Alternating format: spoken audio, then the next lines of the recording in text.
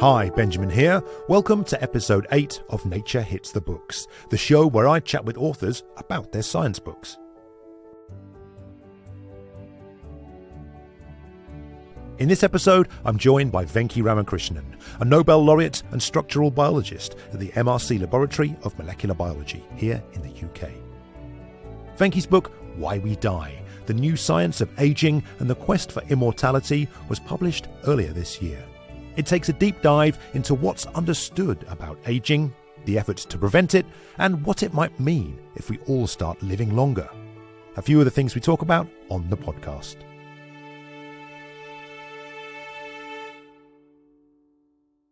Venki Ramakrishnan, thank you so much for joining me on the podcast today. Thank you. Pleasure to be here. The title of your book, Why We Die, I will say is quite an emotive one. I had a pal come round to my house the other day and sort of see it on the table and say, wow, this is quite a light subject you're reading about there, Ben. But it does seem like our relationship with death is something that's uniquely associated with the human condition. Yes. What I've tried to say is that we're probably the only species aware of mortality as opposed to death. So animals know about death. If one of their herd has died, many animals sense that they've died. Other animals, I think, are not even aware of death. Probably you need a certain level of sentience to be able to even perceive that. They may shy away from what they perceive as danger or pain, but that's not the same thing. However, we're the only species that knows about mortality. That is to say, we have an expiration date on us. And we all know that our natural biology limits us. Even if everything goes well and you happen to have the luckiest combination of genes, you're very unlikely to live beyond 120, probably extremely unlikely. So we know that we have an expiration date. And I think that knowledge of our mortality has influenced human culture and human ideas ever since we found out about it. And of course, the reason for death is aging. And so the two are very much related. And your book then is about aging and its effects on mortality. Right. But I will say that it's not necessarily your field of research, right? You won your share of the Nobel Prize for your work on the structure of ribosomes. Now, ribosomes, of course, do seem to play a part in the aging process. But what drew you to this topic in the first instance? So my field is really, broadly speaking, protein synthesis. The structure of the ribosome was solved 20 years ago. And, what have we been doing since? So the fact is that protein synthesis is highly regulated and controlled. And when those processes break down, that is, in fact, one of the causes of aging. And many things that affect aging also act directly on protein synthesis. So although you're absolutely right that my own lab doesn't work on aging, the field I work on actually has a central role in understanding aging. Of course, aging is multifactorial, and protein synthesis and its control is only one aspect of aging, but it's quite an important one.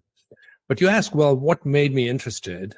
That's one of the things. I found that all this work was happening in a field, close to my own. But at the same time, it's a deep existential question. And for most of our existence as a species, there was nothing we could do about it. But in the last 50 years, people have really been coming to grips with some of the underlying biology of why it is or how it is that we age. And coming with that is also the idea that, well, if we understand these processes, maybe we can intervene in them and slow down the process or allow us to live healthily for longer. Or in the more extreme case, even perhaps postpone it. And then along with that, there's a big concern about aging society. And this is one reason why governments all over have invested quite heavily in aging research. The idea is to ensure healthy aging. So there's a combination of that. But because it's such an existential question, there's also an enormous amount of hype in the field. And I wanted to take a hard look at the actual biology and ask, what is it we know and what is it that we can do about it? And try to get an objective view of it.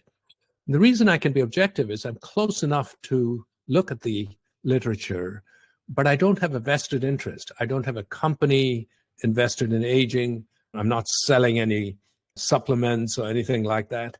And at the same time, I also don't have any grants related to aging. So it's not even as if I have an academic vested interest. So I can afford to be quite frank in what I think. We need to talk about terminology as well, and I'm sure we're going to get into it. There's life expectancy and lifespan. Now, these are related concepts, but humans have doubled the former, but not yet the latter. Is that right? Yeah, I think lifespan is a slightly confusing term. So let's talk about life expectancy. Life expectancy is usually defined as life expectancy at birth, which is to say, when you're born, how long can you be expected to live? And that has really doubled in the last 150 years or so, from below 40 to over 80 in most developed countries. And even in relatively poor countries, there's been a dramatic increase. Even the poorest countries, it's now over 60. So that's a triumph of a real understanding, for example, of public health. And one thing that isn't appreciated is securing the food supply, because people were malnourished and that caused them to die of infections or die early. And now, most people in many countries are not malnourished. And so all of those have contributed to an increase in lifespan at the early end. So we don't have infant mortality and childhood mortality.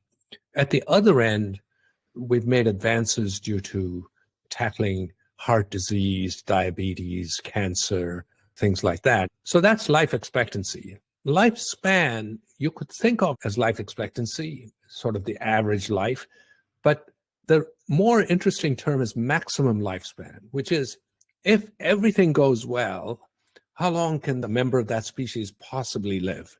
And for example, in humans, that's 122 years. The record holder is this French woman, Jeanne Calment, who lived to be 122.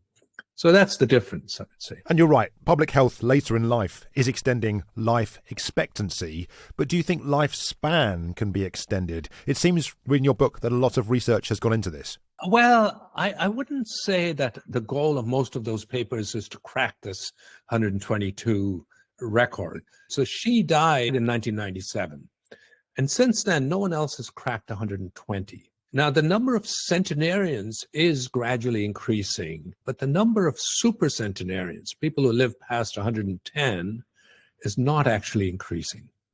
And this suggests that, first of all, those people who live to be beyond 110, really there's a strong genetic component to why they're able to live beyond that.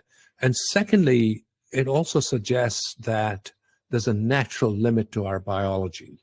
Now, most aging research, I would say, is really about trying to be healthy for those years that we have. Let's say we all start living to be 90 instead of 80 or 100 instead of 90. We don't want to add 10 or 20 years to our current life expectancy, but have it be really miserable at the end. And so the idea is, can we really remain healthy for really most of our lives, and then possibly have a rapid decline? That's where a lot of aging research is focusing on. There are, of course, the sort of more radical life extension people who would like to solve some of the underlying causes of aging, because in principle, they could argue that there is no physical or biological or chemical law that says we have to go at 120, but there are species that live to several hundred years, and they're all made of DNA and lipids and proteins. And so their feeling is, why not? Of course, those species have very different metabolism. I think it's theoretically possible, but I think the difficulties are really quite significant and will require major breakthroughs, both in our understanding, let alone our ability to intervene in it. I get the sense from reading what you put in your book then that you think that 120 probably is fairly close to what the limit is. Is that fair to say? I think that's my view. My view is that it'll be very hard to circumvent that or break that limit.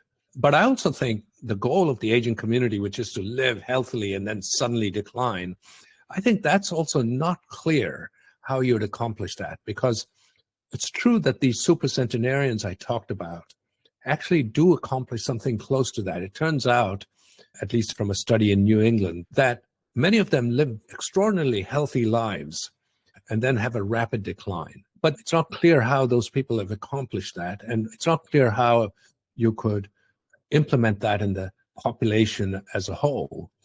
And I'm puzzled by the question that supposing you're very healthy, what would suddenly cause you to go into decline?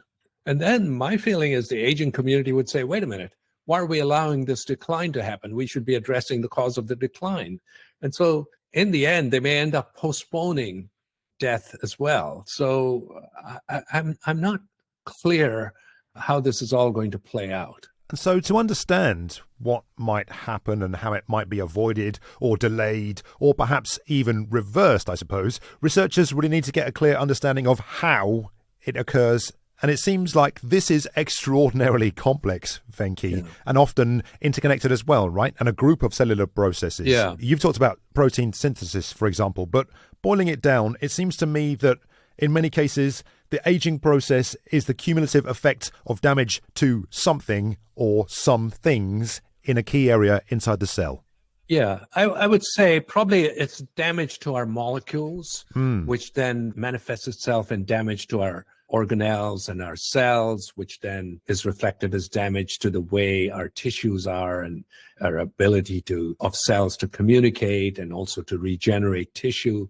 And that manifests itself in these sort of macroscopic symptoms of aging that we can all see, wrinkly skin and fatigue and, memory loss. And of course, if you're male, one consequence that people like me are unhappy about is losing our hair.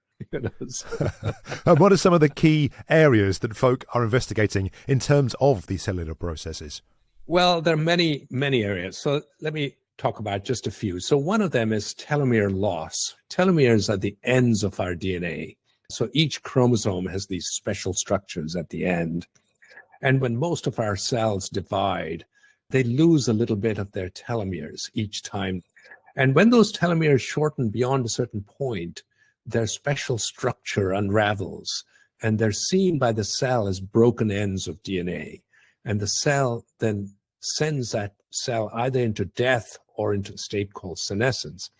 These senescent cells serve a purpose, actually, and certainly early in life, of signaling stress or some problem. And so they secrete these inflammatory molecules, which bring the immune system to come and repair the area around it, which could be the site of a wound or infection or some problem. But as we get older, we accumulate these senescent cells, partly a result of telomere loss. And these senescent cells become a problem in themselves, but more importantly, the inflammation they produce becomes a systemic problem. So people are trying to see if they can do something about telomeres. I think that's a hard problem. But targeting senescent cells specifically to get rid of senescent cells, so you at least get rid of the inflammatory effects, that has shown to be of promise in animal trials. But the question is how you would target senescent cells safely without hitting other cells, how to make sure those compounds don't have other side effects, etc. Then there are other issues like epigenetics.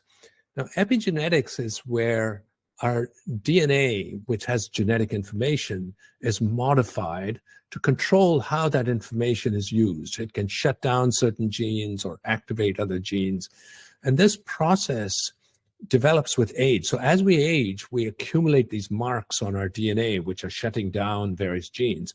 And of course, epigenetics may have had a good reason. For example, it may have prevented cancer early on by shutting down genes that we no longer require or which could be problematic. But there's a body of evidence which suggests that it's possibly a measure of aging. So it's a better measure of aging than just chronological age, because we all know people who are very spry when they're 80 or 70 and others who are really doddering and showing their age. And so they're not really biologically the same age, even though their birthdays might be the same. And there's a question of if you were able to remove or erase those marks and restore markings belong to an earlier time, would you be able to reverse aging? That's rather controversial, but there's a whole exciting field called cellular reprogramming, which tries to take cells back to an earlier stage. For example, takes fully differentiated cells and take them back to the stem cells from which they originated. And this kind of experiment in mice has led to what I think of as quite amazing results. And promising. But of course, how to do this without increasing the risk of cancer over the long term?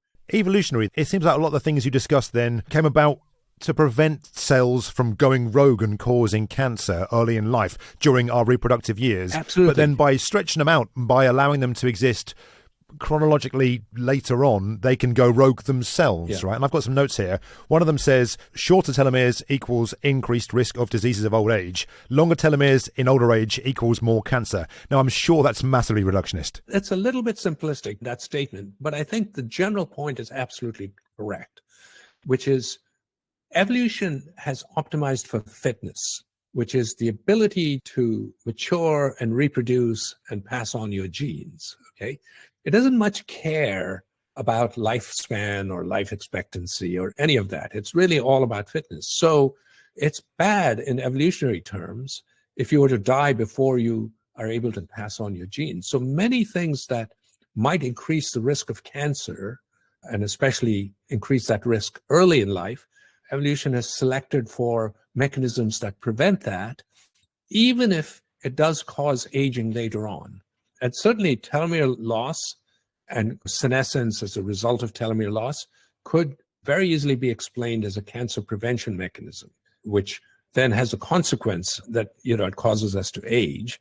And I think epigenetics, our epigenetic marks, may also be exactly that.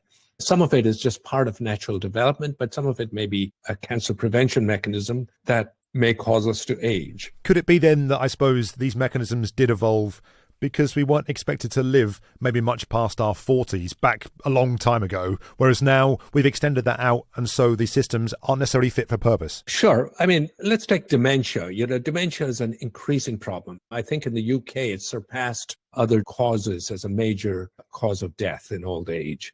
As the population, lives longer, the risk of dementia increases as well.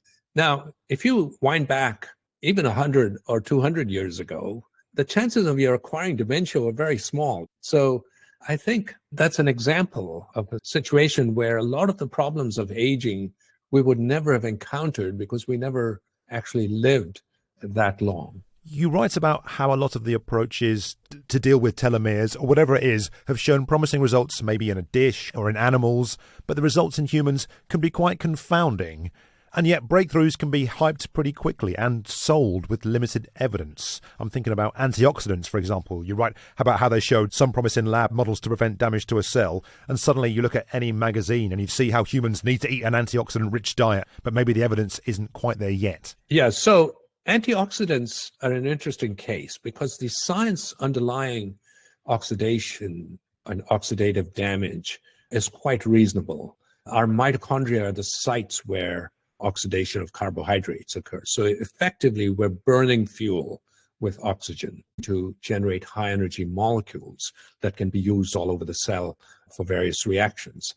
Now, because it's a site of oxidation, you can get these partially reduced oxygen species that are highly reactive and can cause damage in our mitochondria of themselves and even to the rest of the cell. And there's quite a bit of evidence from animals, although I should say the evidence is somewhat mixed because there's evidence in the other direction as well. But there is evidence that oxidative damage can result in aging. And this, of course, led to this explosion of people selling antioxidants. But when people looked at even supplying animals with antioxidants, let alone humans, they didn't really find a huge improvement. Now, does that mean that the antioxidant theory is not right? No, it means that it's one thing to take care of the oxidation and these reactive oxidant species where they're a problem. And by the way, these are not only harmful, they also are signaling molecules. They have actual biological purposes and the body responds to them in certain ways in small amounts. And of course, if they're in very large amounts, then they cause damage. So it's one of those cases where a small amount is okay, but too much is bad for you. But nevertheless, these supplements aren't maybe doing what they're supposed to do, which is going to the site and acting in the way that they should. So just the fact that these supplements don't work doesn't mean that whole theory is completely wrong. So it's complex, but it doesn't mean that there's no science there. But it means these supplement guys are not actually evidence-based. And you're quite disparaging of situations like this where things are hyped and marketed throughout your book. I think what I'm disparaging of is jumping the gun and advocating particular remedies for humans at this point without proper trials in humans. That's what I don't like. The science is very interesting, dramatically advancing all the time. But what is happening is that people are taking these sort of early science findings, typically in animals, sometimes not even mice, they're in worms or flies or things even more distantly related to us, and using that to sell some sort of therapy or supplements to the public. And there's a huge market there of the worried well, willing to take these supplements. And the problem is they don't require clinical trials. They don't require FDA approval. And so, it's big business. You mentioned clinical trials, which is something that interested me. And I hadn't considered this before, I have to say.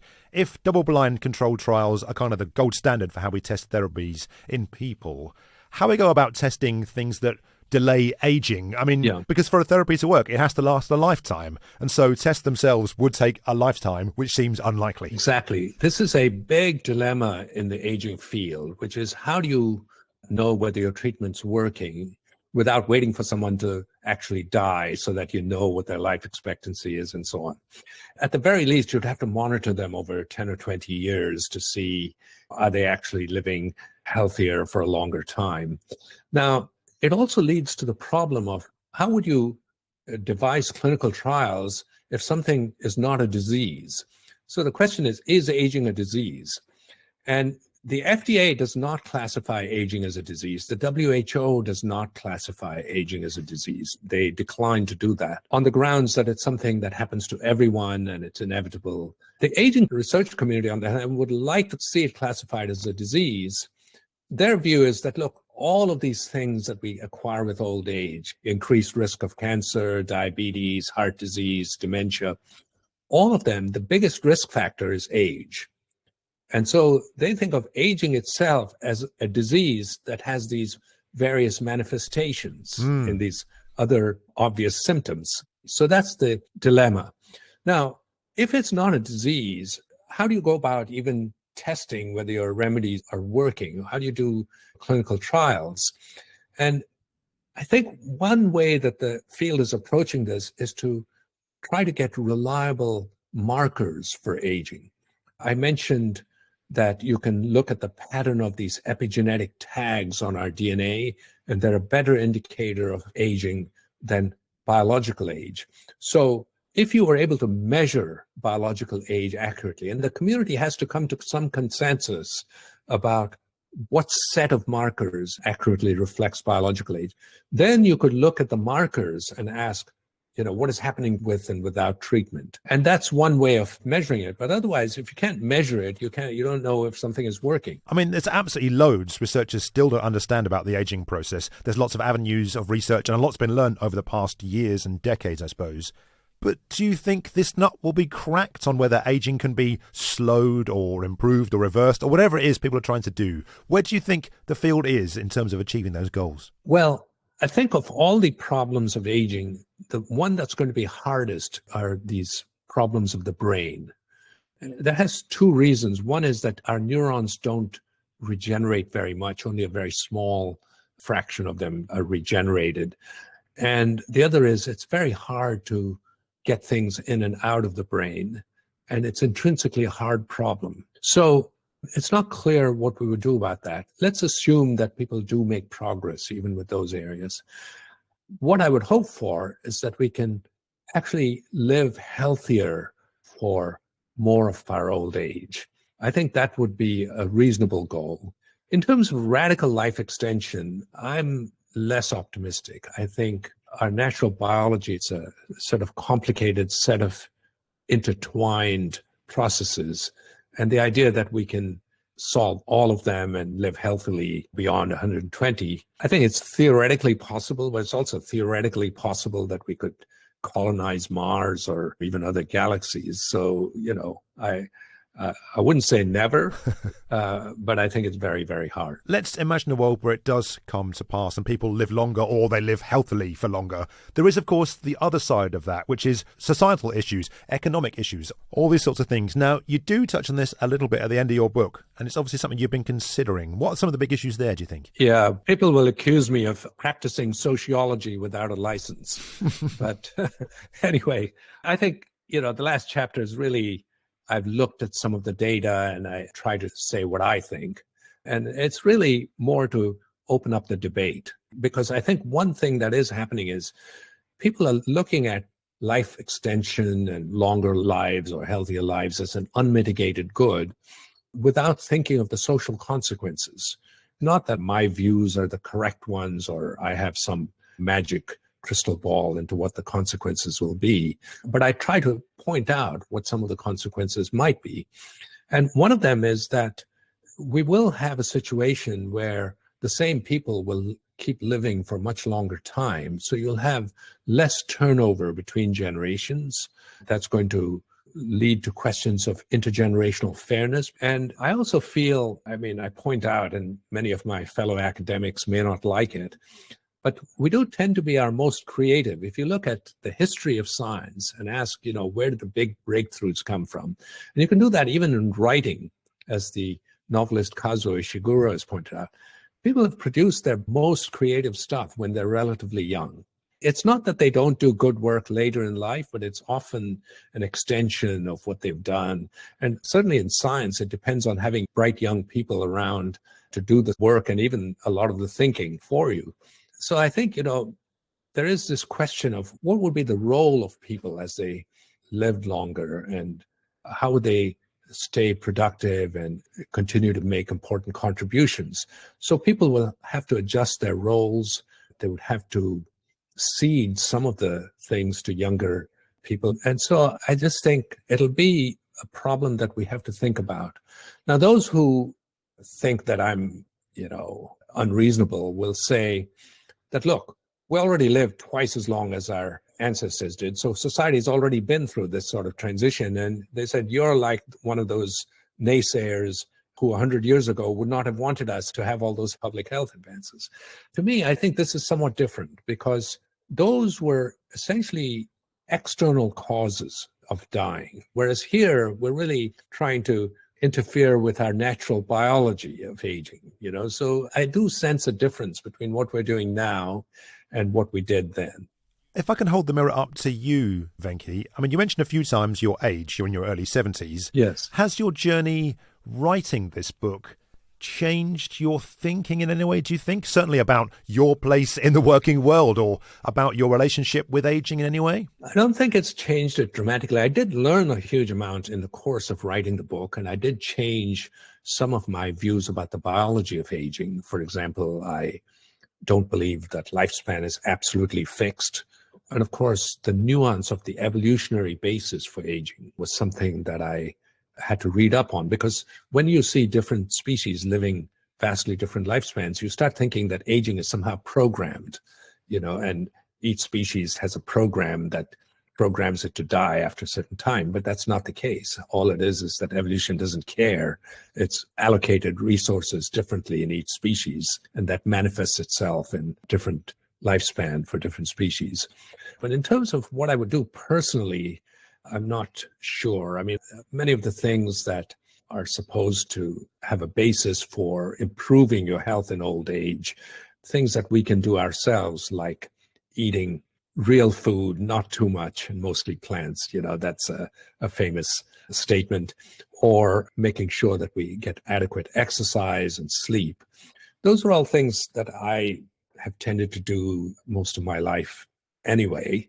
So it's not really changed my lifestyle. I should point out that in spite of that, my cholesterol and blood pressure kept creeping up. And I take statins and blood pressure medication, which are effectively anti-aging medications. So I would say the anti-aging research community and industry would say they really want to help you stay healthy beyond what you can do naturally.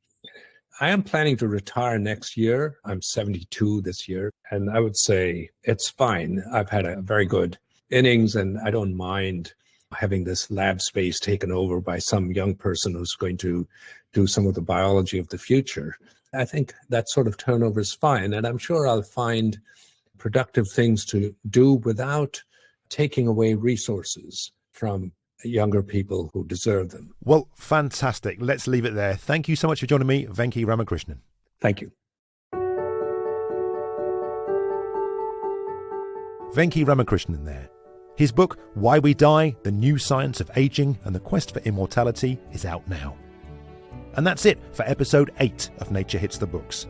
If you have any feedback on the show, why not ping us an email to podcast@nature.com with the subject line, Nature Hits the Books. Otherwise, look out for the next episode later in the year. The music used in this episode was called To Clarity by Air Ray via Epidemic Sound and Getty Images. I'm Benjamin Thompson. Thanks for listening.